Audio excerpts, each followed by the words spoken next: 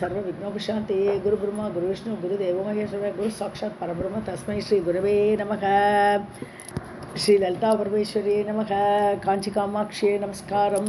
Okay, இப்போது இந்த காஞ்சி காமாட்சி அப்படின்னு பார்க்குறோச்சே, நம்ம காமாட்சின்னு உடனே ஞாபகம் வருது மீனாட்சி விசாலாட்சி இல்லையா? உடனே அடிஷ்னலாக ஆட்டோமேட்டிக்காக அக்ஷின கண்ணு. ஸோ காமாட்சிக்கு நிறைய மீனிங் இருக்குது. அதாவது கான சரஸ்வதி, கஹன பிரம்மா, கான சரஸ்வதி, அவரோட பெட்டர் ஹாஃப் சரஸ்வதி, மான லக்ஷ்மி. ஸோ லக்ஷ்மியும் சரஸ்வதியும் இரு கண்களாக உடையவள், அதனால காம அக்ஷி அப்படின்னு ஒரு அர்த்தம் இல்லையா? இன்னொரு அர்த்தம் என்னன்னா, காமம் சொன்னாலே நம்மளுடைய விருப்பங்கள். ஸோ நம்மளுடைய விருப்பங்களை நிறைவேற்றி கொடுப்பவள். ஸோ அவளுடைய கடாட்சத்தாலேயே நம்மளுடைய விருப்பங்கள்லாம் நிறைவேறுறது, அதனால அவள் காமாட்சி. ஸோ காமத்துக்கு அப்புறம் காமகோட்டி பீடத்தில் இருக்கா அவள். எப்போ ஏற்பட்ட பீடம் அது? காமங்களெல்லாம் ஒடுங்கிடும், நம்மளுடைய ஆசைகளே வராது, எனக்கு ஆசைங்கிற ஏற்படவே செய்யாது. ஏன்னா அவகிட்ட போய் அது கோட்டின எல்லைன்னு அர்த்தம்.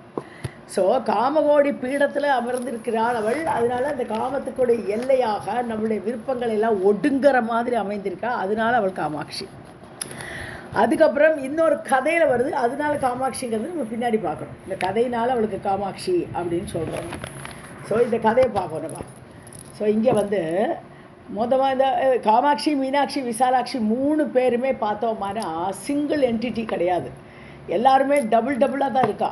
இப்போ மீனாட்சின்னு சொல்லும்போது அங்கே ஷியாமலா தேவியோட கூட தான் இருக்கா. அந்த மீனாட்சிக்குள்ளேயே ஒடுங்கி மீனாட்சியும் ஷியாமலாவும் சேர்ந்த ரூபமாக தான் மீனாட்சின்னு வழிபடுறோம் நம்ம. அதே மாதிரி விசாலாட்சின்னு சொல்லும்போது அன்னபூர்ணியோடு கூட, காசியில் அன்னபூர்ணியோட இது வேறு தனியாக இருக்குது, விசாலாட்சி தனியாக இருக்கா. இருந்தாலும் விசாலாட்சி அன்னபூர்ணி வெவ்வேறு கடவுளிலே ஒரே தெய்வம் தான் 2ஆக பரிமளிச்சிருக்கு அப்படின்னு சொல்லுவோம். இங்கே காமாட்சிக்கு அதே மாதிரி 2ன்னு சொல்லும்போது பண்டாசுரனை சம்ஹாரம் பண்ணின ஒரு காமாட்சின்றோம், பண்டாசுர வதம். இந்த கதையில் பார்த்தா பந்தகாசுர வதம் பண்ணினவள் அப்படிங்கிற கதையை வர்ணிப்போம். ஸோ பண்டாசுரன் பந்தகாசுரன் இருவரையும் சம்ஹாரம் பண்ணுற எழுந்த மூர்த்தியாக காஞ்சியில் காமாட்சியாக இருக்கிறாள் அப்படின்னு சொல்லுவோம். ஏன்னா சிதக்கினி குண்ட சமூதா தேவகாரி சமுத்தியதான்னு சொல்கிறோம் நம்ம. ஸோ குண்டத்திலிருந்து எழுந்தானே எப்போ தேவர்கள் தன்னுடைய இந்த பண்டாசுரோட தொல்லை தாங்காமல் தன்னுடைய அங்கங்களெல்லாம் நறுக்கி ஹோமத்தில் போட்டார்னு சொல்கிறோம். சோமனத்தில் அதானே வருது. அப்போ தேவி அந்த அக்னிகுண்டத்துலேருந்தே எழுந்து வர அவளை காப்பாற்றுறதுக்கு வரா. ஸோ அந்த மாதிரி காமாட்சியாக வந்தாள். இங்கே பந்தகாசுரோட சரித்திரம் பார்க்குறோச்சே, இந்த அசுரன் எல்லா அசுராலுமே உலகத்தையே அழிக்கிறதுக்கு தான் இருப்பாள், பெருசாக தபசு பண்ணுவாள். ஸோ பெரிய தபஸ் பண்ணுறான்னு பிரம்மாவை நோக்கி தபஸ் பண்ணுறோச்சே என்னாச்சு, பிரம்மா என்னப்பா வரமானு கேட்குறார். எனக்கு இந்த கல்பம் முடியறது வரைக்கும், ஏன்னா கல்பம் பிரம்மாவோட ஒரு நாள்ங்கிறதே ரொம்ப லாங் பீரியட் இல்லையா, அது 1000 சதுர்யுகம் ஒரு டே. ஸோ அதனால் அந்த கல்பம் முடியறது வரைக்கும் எனக்கு பலம் வளர்ந்துகிட்டே இருக்கணும், என்னோடய பலம் குறையவே கூடாது, வளர்ந்துகிட்டே இருக்கணும். அண்ட் என் கூட எந்த எதிரி சண்டைக்கு வந்தாலும் அவனோட பலம் முழுக்க எனக்கு வந்துடணும், அப்படி இருக்கணும். அப்போ அப்படின்னு என்ன அர்த்தம், யாருமே அவனை ஜெயிக்க முடியாது. அந்த மாதிரி ஒரு பலத்தோடு நான் இருக்கணும், என்னுடைய சாவு வர்றது வரைக்கும் நான் அப்படியே இருக்கணும், கல்பகாலம் வரைக்கும், சாவுன்னு சொல்ல கல்பகாலம் வரைக்கும் அப்படி இருக்கணுங்கிறான். பிரம்மாவும் உடனே ஓகேன்னு விட்டார், ஓகேன்னு வச்சுக்கோ, அந்த வார்த்தை வச்சுக்கோன்னு விட்டார். அப்போ இவன் பயங்கரமான பலத்தோடு உடனே என்ன பண்ணுவான், தேவர்களும் ஆக்கிரமிச்சு பண்ணிடுவான். இவளோட வேலையை அப்படி தான், தேவர்களை ஆக்கிரமம் பண்ணி அவளெல்லாம் வரைச்சி விட்டுவிட்றான். அந்த தேவலோகத்தை ஆக்கிரமிச்சு உட்காந்துட்டான். இப்போ தேவர்கள் இடமில்லை, ஓடி போகிறான். இவாளுக்கு ஏதாவது சாதனை பண்ணித்தான் இவாள் திருப்பி அந்த பதவியை அடையணும். ஸோ என்ன சாதனை பண்ணுறதுனாலும் பூமிக்கு வந்தாகணும், சொர்க்கலோகத்தில் சாதனா பூமி கிடையாது. அதனால என்ன பண்ணுறா, தேடி பூமிக்கு வந்தால் ஒரு பிலம், ஒரு குகை கண்ணுக்கு தட்டுப்படுது. ஸோ அந்த குகையோட என்ட்ரி பாயிண்ட்டு என்ட்ரு ஆறா. அந்த என்ட்ரி பாயிண்ட் என்னென்னா கோமுக். இப்போ உள்ள கோமுக்குங்கிறது அந்த நார்த்தில் இருக்கு இல்லையா, கங்கையோட ஒரிஜினேஷன். ஸோ அந்த இடத்துக்கு போகிறா, அங்கே ஒரு பிலம் கண்ணுக்கு தெரியுது, உள்ளே போயிட்டே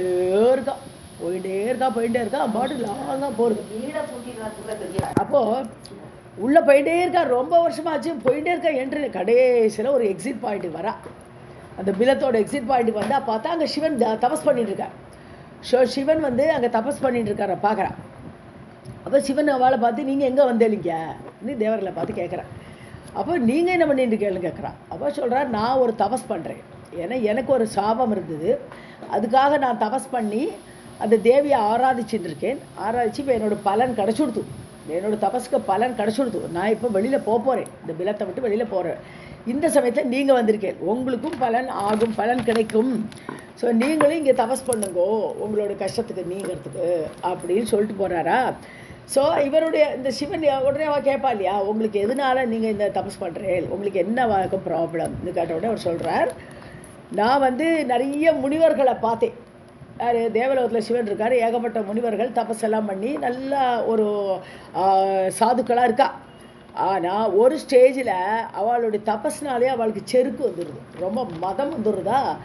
அதனால அவள் வந்து நாமல்யோன்ட்டு நடக்க ஆரம்பிக்கிறா. அந்த முனிவர்களோட அந்த இதை கட் பண்ணணும், அந்த ஈகோவை வெட்டணும் அப்படின்னு சிவன் நினச்சார். அதனால என்ன பண்ணினார், இவாளை வந்து அடக்கணுங்கிறதுனால இவர் என்ன பண்ணுறா, ஒரு வேஷம் போட்டுக்கிறார், பிட்சாடனர் வேஷம் சொல்லுவாள். ஆனால் ரொம்ப அதிசுந்தரமான வேஷம்.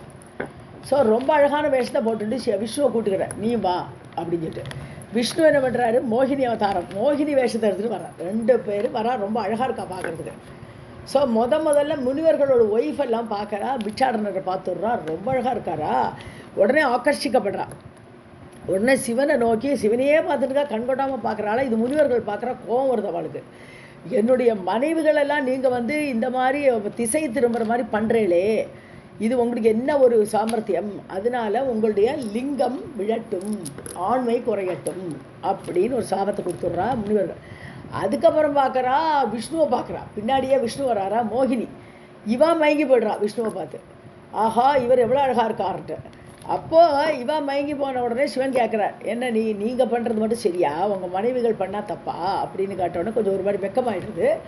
அதுக்கப்புறம் இவர் தன்னைத்தானே பிரகடனம் பண்ணுறார், நான் சிவன் அப்படி சொல்லிட்டு, நீங்கள் இந்த மாதிரி ரொம்ப செருக்கோடு இருக்கேள், அதை நீக்கணுங்கிறதுக்கு தான் நான் வந்தேன் என்னெல்லாம் சொன்ன உடனே அவள் வெக்கப்படுறா, பச்சாதாபப்படுறா, சிவன்கிட்ட மன்னிப்பு கேட்குறா.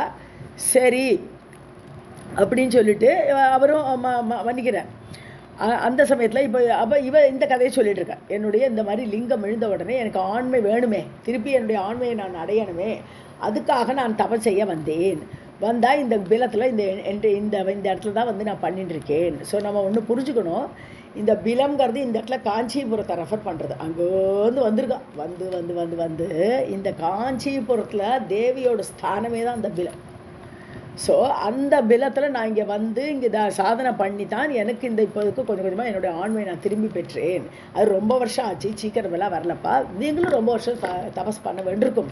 நீங்கள் என்ன பண்ணுங்க, கிளியாக மாறிடுங்கள், எல்லா தேவர்களையும் கிளியாக மாற்றுறார்.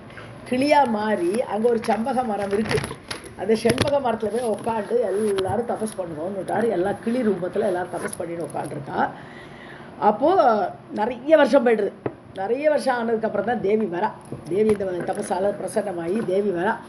தேவி வந்துட்டு என்ன வேணும் கேட்குறா, எங்களுக்கு இந்த பந்தகாசுரன் ரொம்ப தொலை பண்ணிட்டு இருக்காங்க, இந்த பந்தகாசுரனை நீங்கள் அழிக்கணும் அப்படின்னு சொல்கிறான். சரி நான் பார்த்துக்கிறேன், நீங்கள் கவலைப்படாதீங்கோ. எப்படி வரான்னு சொன்னால், ஒரு 9 வயசு பாலை ரூபத்தில் தான் காட்சி கொடுக்குறாள். ஸோ அந்த பாலையாக வெளியில் வரவள் என்ன பண்ணுறா, வெளியில் போய்ட்றான். இவாளை இங்கே இருக்க சொல்லிவிட்டு அவள் பாட்டு கிளம்பி போனால் வெளியில் வந்து 18 கைகளோட துர்கா ரூபமாக எடுத்துடுறான். ஸோ இல்லை அது மட்டும் இல்லை, அதுக்கு முன்னாடி பந்தகாசுரன் வந்து இவ்வளோ வரம் வாங்கியிருக்கான்னு சொன்னோடனே தேவி என்ன பண்ணுறா, நான் முதல்ல பந்தகாசுரனுடைய ஸ்ட்ரென்த்தை குறைக்கணுமே, ஸ்ட்ரென்த்தை குறைக்காட்ட இவ்வளோ தேவிக்கே ஆபத்து, ஏன்னா அவள் எதிராளியோட பலமெல்லாம் எனக்கு வரணும்னு கேட்டிருக்காங்க. அதனால தேவி என்ன பண்ணுறா, நான் இப்போ ஆர்டிஃபிஷியலாக ஒரு பிரளயத்தை சிருஷ்டி பண்ணுறேன். பிரளயம் வந்தால் அந்த அந்த பர்டிகுலர் கல்பம் முடிஞ்சு போயிடும். ஸோ அதனாலே என்ன பண்ணுறா, கண்ணை மூடின உடனே அது வந்து ஒரு பிரளயத்துக்கு சமமாகிடுறது, எல்லா கல்ப காலம் முடிகிற மாதிரி ஆகிடுறது. எல்லாருமே தேவிக்குள்ளே போயிடுறா. திருப்பி அனுகிரகத்தால் கண்ணை திறந்த உடனே எல்லாம் பழைய மாதிரி வெளியில் வந்துடும். ஸோ இந்த பந்தகாசுரன்னு வந்துடுறான். ஆனால் இப்போ பந்தகாசுரனுடைய வரத்துக்கு ஆக்டிவேஷன் கிடையாது. ஸோ அவனுக்கு வந்து அந்த எதிராளியோட பலமோ இதுவோ வரப்போகிறதில்லை, அந்த அவனுடைய பலத்தோட வீரியம் போயிடுது. ஸோ இப்போ தேவி என்ன பண்ணுறா, நான் போய் சண்டை போடுறேன்னு சொல்லிட்டு வெளியில் வந்து 18 கைகளோட 18 கைகளில் 18 ஆயுதங்கள் எடுத்துட்டு தேவி வந்து பந்தகாசுரனோட சண்டை போட்டு பந்தகாசுரனை தலையை பிடிச்சி இழுத்துண்டு வந்து இங்கே தேவர்கள் முன்னாடி போட்டால், நீங்கள் இவனோட பாடியை தோண்டி புதைச்சி ஒரு விஜயஸ்தம்பம் நாட்டுங்கோ, எனக்கு ஒரு வெற்றி கொடி நாட்டுங்கோ நீங்கள்லாம் அப்படின்னு தேவி சொல்கிறான். சரி சொல்லிட்டு என்ன பண்ணுறா, அந்த ஒரு குழியை தோன்றான். தோண்டி ஒரு பெரிய ஸ்தம்பத்தை நடுறான். அதுதான் இப்போ காஞ்சிபுரத்தில் இருக்கக்கூடிய துவஜஸ்தம்பம்னு நம்மளாம் கும்பிடுறோம். ஏறின உடனே பெரிய ஸ்தம்பம் ஒன்று இருக்குங்க வாசலில். ஸோ அந்த துவஜஸ்தம்பம் தான் அந்த பந்தகாசுரன் அடியில் இருக்க அவனுடைய உடம்பு. ஸோ அந்த இதுக்கு மேலே ஒரு துவஜஸ்தம்பத்தை நாட்டிட்டு அவள் என்ன பண்ணுறா, தேவிகிட்ட அம்மா எங்களை இப்படி காப்பாற்றினேன்னு சொன்னோன்னே, இருங்கோ இன்னும் வேலை இருக்குது உங்களுக்கு, நீங்கள் வந்து ஒரு 24 இது மண்டபம் அமைங்க, 24 தூணை வச்சு ஒரு மண்டபம் அமைக்கணும். அதுக்கு கீழே பேஸில் ஆதாரமாக ஒரு 6 தூண் மண்டபம் அமைக்கணும். ஸோ 6 தூண்கள் வந்து சண்மதத்தை குறிக்கிற மாதிரி இருக்கான். இந்த 24 தூண் வந்து 24 காயத்ரி மந்திரங்களோடு ஒரு எழுத்துக்களோடு இது ரெப்ரசன்டேஷன். ஸோ அந்த காயத்ரி மண்டபத்தை நீங்கள் அமைங்கோ அப்படின்னு சொல்லி தேவி சொல்கிறா. இவாளும் மண்டபத்தை அமைக்கிறாள். இப்போ தேவி என்ன சொல்கிறா, நான் இந்த எனக்கு ஒரு பீடத்தை, அந்த சென்டரில் ஒரு பீடம் ஏற்பாடு பண்ணுங்கோ, அந்த பீடத்தில் நான் போய் உட்காண்டுவேன் இந்த பீடத்தில். ஏன்னா எல்லாம் இப்போ இது வரைக்கும் அவளுக்கு தெரிஞ்சு 9 வயசு பாலை. தேவி வந்து பாலை தான். நீ யாருமான்னு கேட்குறா, நாளைக்கு உங்களுக்கு தெரியும் அதை பற்றி, நான் யாருன்னு நாளைக்கு உங்களுக்கு தெரியும் அப்படி சொல்லிட்டு அந்த 9 வயசு பாலை என்ன பண்ணுறா, நான் பீடத்தில் போய் உட்காருவேன். அதை சுற்றி நல்லா இதெல்லாம் பந்தோபஸ்து பண்ணி கதவை அமைக்கணும். அந்த கதவை மூடிடணும் ராத்திரி. நீங்கள் எல்லோரும் வெளியில் உட்காந்து தியானம் பண்ணணும். தியானம் பண்ணிவிட்டு நெக்ஸ்ட் டே காத்தால் நீங்கள் திறக்கணும். ஸோ இதெல்லாம் நடக்கிறது ஒரு பௌர்ணமி ராத்திரி, ஸ்ரீமுக வருஷம், பூர நட்சத்திரம் இந்த நாளில் நடக்கிறது. நெக்ஸ்ட் டே வந்து அந்த பிரதமை இல்லையா, அது பெறது அமாவாசையை நோக்கி வருது, கிருஷ்ணபட்சம். ஸோ கிருஷ்ணபட்சம் ஆரம்பிக்கிறது நெக்ஸ்ட் டேலேருந்து. ஸோ அடுத்த நாளைக்கு நீங்கள் வந்து திறந்து பார்க்கலாம்னு சொல்லிடுறா தேவி. அப்போ உள்ளே உட்காந்துருக்கா, இவெல்லாம் வெளியிலேருந்து எல்லாம் ப்ரே பண்ணிட்டு நெக்ஸ்ட் டே காலம்புற கதவை திறந்தா தேவி ஜில் இப்போ இருக்கிற வடிவம், இப்போ இருக்கா காமாட்சி எப்படி இருக்கா. ஸோ அந்த காமாட்சியோட உருவத்தில் ஸ்ரீவித்யா ரூபிணியாக 2 காலையும் அப்படி மடக்கின்னு உட்காந்துருக்கா இல்லையா. ஸோ இந்த ரூபத்தில் காட்சி கொடுக்குறா தேவர்களுக்கு. ஸோ நம்ம உள்ள 3 ரூபத்தை பார்த்துட்டோம். தேவியோட முதல்ல வந்தது பாலை ரூபமாக, நடுவில் 18 கைகளோடு சண்டை போட்ட அந்த துர்கா தேவி ரூபம், கடைசியில் தேவர்களுக்கு காட்சி கொடுத்த அந்த ஸ்ரீவித்யா ரூபிணியாக. ஏன்னா இந்தியாவிலே எந்த இடத்துக்கு போனாலும் இந்த ஸ்ரீவித்யா ரூபம் இந்த காஞ்சிபுரத்தில் மட்டும்தான் அது ஸ்ரீவித்யா ரூபம்னு சொல்லிடுறான். ஸோ அப்படி அந்த ரூபத்தோடு காட்சி கொடுக்குறா. இது வந்து அந்த பிலம் அவளுடைய வாசஸ்தானம், அவளே இருந்த இடம். அதனால அந்த பிலம் அந்த 24 தூணால் ஆன அந்த மண்டபத்துக்கு உள்ளே யாரும் போகப்படாதுன்னு சொல்கிறான். போகப்படாதுன்னு அது காயத்ரி மந்திரத்தால் ஏற்பட்டப்பட்ட தூண்கள், அதனால் அதுக்குள்ளே போகிறது அவ்வளோ ஸ்லாக்கியம் கிடையாது. அதுக்கு ஒரு பரிகாரம் என்னன்னு சொன்னான்னா, தேவிக்கு அபிஷேகம் பண்ணி அர்ச்சனை பண்ணுறதா இருந்தால் அதுக்குள்ளே போகலாம். அதர்வைஸ் அந்த மண்டபத்துக்கு வெளியிலேருந்து தான் தேவியை தரிசனம் பண்ணுறோம் அப்படின்னு வேறு சொல்கிறான். ஸோ இந்த மாதிரி இந்த பிலத்துக்கு மேலே தேவி வந்து இருந்தா. இப்போ வந்து அந்த பிலத்துக்குள்ளே இந்த மாதிரி போனோம் அப்படின்னு சொன்னால் என்ன வரும்னா, பிரம்மாவே காட்டியிருக்காராம். பிரம்மா அந்த பிலத்துக்குள்ளே அந்த தேவியை போய் தரிசனம் பண்ணுறேன்னு போனவர் வெளியில் வந்து பார்த்தா தன்னோட லோகத்துக்கு போனோன்னே கண்ணு தெரியாமல் எடுத்து, கண்ணு தெரியல, என்னடா இது நமக்கு ஏன் கண்ணு தெரியலை அப்படின்னு சொல்லும்போது இதுக்கு பிராயச்சித்தம் பண்ணணும் அப்படின்னு நினச்சாரு. இதுக்கு பிராயச்சித்தம் என்னன்னு சொன்னான்னா, ஒன்று தேவியை ஸ்ரீசக்கரத்தில் ஆவாகனம் பண்ணி ஸ்ரீசக்கர பூஜை பண்ணணும். ஸ்ரீசக்கர பூஜை பண்ணுறது ஒரு பிராயச்சித்தம். இல்லாட்டா பங்காரு காமாட்சி அப்படின்னு சொல்கிறோம் இல்லையா, தேவி அந்த பங்காரு காமாட்சி அந்த பிலத்திலே தான் இருந்திருக்கா முதல்ல. ஆனால் அப்புறமாக பின்னாடி இந்த பல போர் தொடுப்பு, இந்த முஸ்லீம்கள் படையெடுப்பு இதெல்லாம் வந்த உடனே அந்த தேவியை காப்பாற்றி கொண்டு போய் தஞ்சாவூரில் பிரவேசப்பட்டா. இன்றைக்கி தஞ்சாவூரில் இருக்கா பங்காரு காமாட்சி. ஸோ பங்காரு காமாட்சி தரிசனம் பண்ணணும். நம்ம ஏதாவது தப்பு பண்ணிருந்தா அந்த பங்காரு காமாட்சி தரிசனத்தால் அது போகும் அப்படின்னு சொல்கிறான். ஸோ இந்த மாதிரிலாம் அவர் போய் பார்த்து அவர் அந்த பிராயச்சித்தம் பண்ணினார், அவர் கண்ணு திருப்பி வந்தது அப்படின்னு சொல்கிறார். இந்த மூக்கரோட கதை இப்போ வரும்போது, இந்த மூக்காச்சாரியார் வாய் பேசாத ஊமை, மூக்கர்னாலே ஊமைன்னு அர்த்தம். ஸோ அவருக்கு ஊமை, அவருக்கு ஒன்றும் பேசுகிறேன், ஆனால் பக்தி மட்டும் இருந்தது. தேவியே சுற்றி சுற்றி சுற்றி சுற்றி வழிபட்டு இருந்தார் அவர். ஒரு நாளைக்கு அவர் வந்து மனசால தியானம் பண்ணுற சமயத்தில் ஒரு வேத பண்டிதர் அங்கே வர, அவரையும் ஒரு பக்கத்தில் இருந்து அவர் வேதத்தெல்லாம் வேத கோஷத்தோடு தேவியை ஸ்துதி பண்ணுறார். 2 பேருமா தேவியை ஸ்துதி பண்ணுறான். தேவி ஸ்துதி பண்ணுறோச்சே, தேவி வந்து இது ஒரு தன்னுடைய தாம்பூலத்தை எடுத்து கொடுக்குறா. அவ்வளோ காட்சி கொடுக்குறா. காட்சி கொடுத்து ஒரு தன்னுடைய தாம்பூலம், தான் மென்ற தாம்பூலத்தை எடுத்து அந்த வேத பண்டிதரை பார்த்து நீங்கள் எடுத்துங்கோ பிரசாதம்னு சொல்லி கொடுத்தானா, அவர் வந்து சேச்சா நான் இதெல்லாம் வாங்கிக்க மாட்டேன்னுட்டான். ஸோ அவருக்கு பக்தி இல்லை. அதனால இப்போ அடுத்த அப்புறம் என்னாச்சு, மூக்கர் ரொம்ப பக்தி ஸ்ரத்தையோடு அதை வாங்கி சாப்பிட்டு விட்றார். அதனால அவருக்கு வந்து தேவி என்ன அனுகிரகம் பண்ணிட்டா. உடனே கட்ட கட்ட கட்ட கட்ட அந்த இடத்துல இருந்து 500 ஸ்லோகம் அப்படியே பொழிஞ்சிட்டா தேவி மேலே. ஸ்துதி சதகம், ஆர்யா சதகம், கடாட்ச சதகம், மந்தஸ்மித சதகம் இப்படின்னு வரிசை அவளோட புன்னகை பற்றி 100, பார்வை காமாட்சியோட பார்வை பற்றி 100, இப்படி அப்படி படபடன்னு வருது இருக்கு. 500 ஸ்லோகங்களை ஏற்றினார். பின்னாடி காமகோடி பீடத்தில் 20வது ஆச்சாரியராக அவர் இருந்தார். ஸோ பெரியவாளெல்லாம் அலங்கரித்த அந்த பீடத்துக்கு மூக்காச்சாரியரும் ஒரு பீடாதிபதியாக இருந்திருக்கார். அவர் 20வது பீடாதிபதியாக அங்கே இருந்தார். இந்த காஞ்சிபுரத்தில் நிறைய தேவி பலவிதமான அற்புதங்கள்லாம் பண்ணியிருக்கா. ஒவ்வொருத்தரோட லைஃப்பில் பலவிதமான நல்ல முன்னேற்றம் எல்லாம் ஏற்பட்டு காரணமாக இருந்திருக்கா. இது தொண்டை மண்டலம்னு பேர். இந்த காஞ்சிபுரம் ஏரியாவில் தொண்டை மண்டலம் பேர். இந்த தொண்டை மண்டலத்தோட ராஜாவாக ஆகாஷராஜன் ஒரு ராஜா இருந்தார். ஸோ இந்த ஆகாஷ்ராஜன் இவர் இந்த பத்மாவதி ஸ்ரீனிவாசன் பத்மாவதி கல்யாணத்தில் பத்மாவதியோட அப்பாவா ஒரு ஆகாஷ்ராஜன் ராஜா இருப்பார். அவர் இல்லை, இது வேறு ஆகாஷ்ராஜா. ஸோ இந்த ஆகாஷராஜா தனக்கு குழந்தையே இல்லைன்னு சொன்ன உடனே என்ன பண்ணார், தேவியை ஸ்துதி பண்ணார். தேவியை நல்லா வணங்கி இது பண்ணும்போது தேவியோட அனுகிரகத்தால் அவருக்கு குழந்தை பிறந்தது. அந்த குழந்தைக்கு துண்டா அப்படின்னு பேர் வச்சார். இங்கே இப்போது நம்ம துண்டீர கணபதி அப்படின்னு பார்க்குறோம். துண்டீர கணபதினு காஞ்சிபுரத்தில் இருக்க. ஸோ அந்த துண்டாங்கிற பேரை வச்சு இந்த குழந்தைய வளர்க்குற வச்சு, சின்ன குழந்தை, இந்த தொட்டிலேருந்தே இறங்காத குழந்தை அது. அந்த குழந்தைய வச்சுட்டு இவன் என்ன பண்ணுறான், அன்னதானம் பண்ணுறான். தேவி நமக்கு அனுகிரகம் பண்ணிட்டா, அதனால எல்லாருக்கும் அன்னதானம் பண்ணுவோன்னு சுவாசினிகளுக்கெல்லாம் சாப்பாடு போடுற சமயத்தில் ஒரு சிவாசினி வரா. அவள் நல்ல ஒரு இதாக இல்லை, பளபளன்று இல்லை, ஏதோ ஒரு ஏழ்மை கோலத்தோடு தான் இருக்கா. தேவிக்கு ஒரு நல்ல புடவை கூட இல்லை. அந்த மாதிரி வரா. அந்த அவள் சாப்பிட்றான். அந்த இதில் சாப்பிடும்போது ஒரு வாய் முதல்ல வாயில் போட்ட உடனே வெளியில் பார்த்தா கனகவிருஷ்டி ஏற்படுறது. அப்படி பொன்மழை, காஞ்சிபுரத்தில் பொன்மழை பொழியிறது. ராஜாவுக்கு ஒரே ஆச்சரியமாக இருக்குது. இது என்னடா, இது இப்படி ஒரு ஆச்சரியம் இருக்கே, நம்ம என்ன பண்ணினோம் அந்த அளவுக்கு அப்படின்னு நினைக்கிற வச்சு அந்த துண்டாங்கிறது குழந்தை டக்குன்னு கட்டில் விட்டு இறங்கி வருதான். இறங்கி அது அப்பாட்ட சொல்கிறது, அப்பா இந்த சமைக்க ரோச்சே ஒரு மணல் மாதிரி, இத்தினோடு ஒரு மணல் மாதிரி ஒரு கோல்டு, ஒரு தங்கத்தோட ஒரு சின்ன துகள் அந்த இதில் சாத்தில் விழுந்துருச்சு. அந்த ஒரு சாத்தம், அந்த ஒரு தங்கத்துகள் இந்த தேவியோட இவள் சாப்பிட்ற சாப்பாட்டில் வந்துருக்கு. அப்போது நம்மளுக்கு கோல்டே கொடுத்துட்டானே இந்த ஆகாஷ்ராஜன்கிற அந்த அன்புக வெளிப்படுத்துறதுக்காக அவள் என்ன பண்ணிட்டான், கனக விருஷ்டியே பெய்துட்டாப்பான்றான். ஸோ இந்த மாதிரி தேவி அங்கே அற்புதம் நிகழ்த்தியிருக்கா. ஸோ இது துண்டீர பிரதேசம்னு சொல்லுவோம். துண்டீர கணபதி இருக்கார், துண்டாங்கிற குழந்தை பிறந்து இந்த மாதிரி ஒரு அற்புதத்தை நிகழ்த்தித்து, அதனால் இந்த இடம் அப்படிப்பட்ட விசேஷம் இது அப்படின்னு ஒரு இது. அப்புறம் மூக்கரோட இது ஸ்லோகத்தெல்லாம் பார்க்குற வச்சு மூக்கர் தேவி வழிபடும்போது திடீர்னு பார்த்தா தமால வர்ணத்தோடு இருக்கக்கூடியவளேங்கிறார், கருப்பாக இருக்கையே அப்படின்னு வர்ணிக்கிறார் ஒரு ஸ்லோகத்தில். இன்னொரு ஸ்லோகத்தில் வெள்ளவெளையேறு சக்கச்சக்கவேன்னு சொர்ண காமாட்சியாக இருக்கியேம்மா அப்படிங்கிறார். ஸோ இதெல்லாம் அந்தந்த ஸ்லோகத்தில் வரும்போது பார்க்கலாம். ஸோ தேவி ஆதிபராசக்தி அவள் எந்த இதில் வேணும் எப்படி வேணால் தியானிக்கலாம். அவளை கருப்பாக பார்வதியாகவும், நல்ல மஞ்சள் கலரில் பொன் மஞ்சள் அப்படியே லக்ஷ்மியாகவும் எப்படி வேணால் தியானிக்கலாம் அவளை.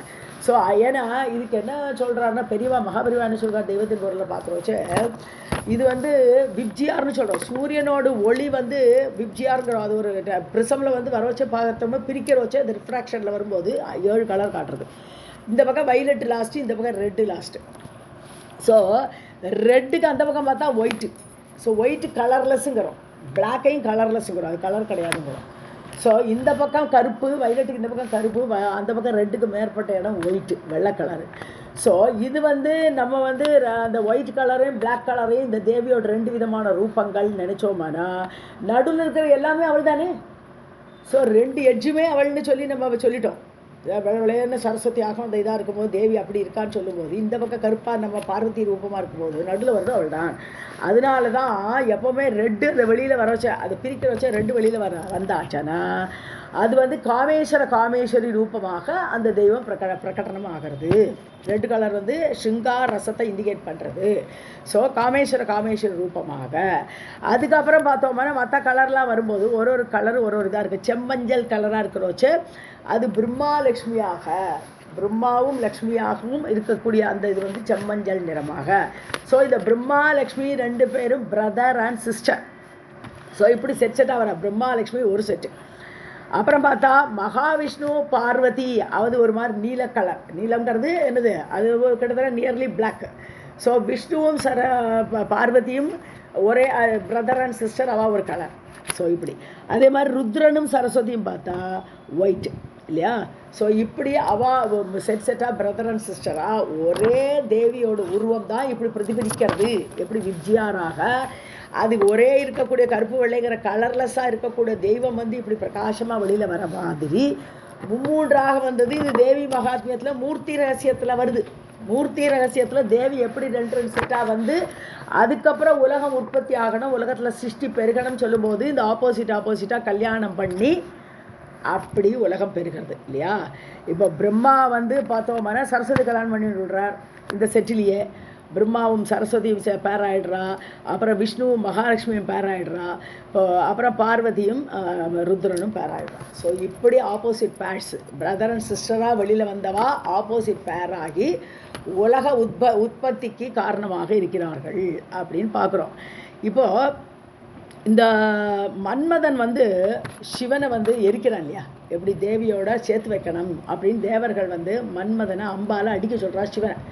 சிவன் கண்ணத்தை கூட கோவம் வந்துடுறது, எரிச்சு விடுறேன் மன்மதனை.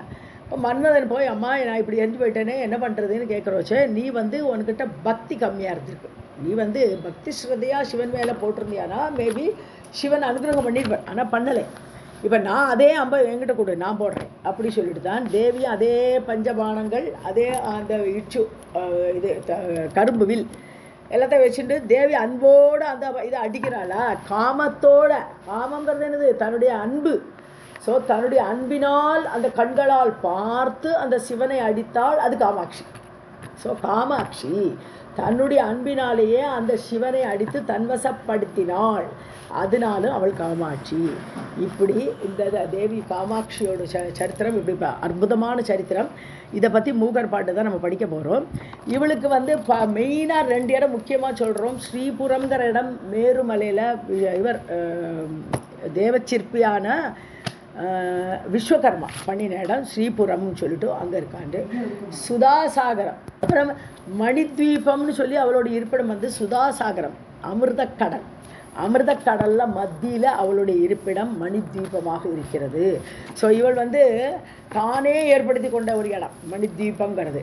இது உலகத்தில் நம்மளுக்கு உலகத்தோட சென்டர். ஏன்னா உலகமே ஒரு பசு, அந்த பசுவோடு நாபிஸ்தானம் தான். எப்படி கோமுக்குங்கிறது அந்த பசுவோடைய முகமாக இருக்கிறதோ அந்த முகஸ்தானம் தான் கோமுக்குங்கிற அந்த உலகத்தோடைய முகஸ்தானம். அது நாபிஸ்தானம். இதை மாதிரி பல இடங்கள். இப்போ கைலாசம் பார்த்தோம்னா அவளுடைய வாயின்னு சொல்கிறோம் கைலாசம். அது மாதிரி ஒரு இடமுமே ஒரு இதை குறிக்கிறதா இருக்கிறது தேவியோட ஸ்தானங்களில்.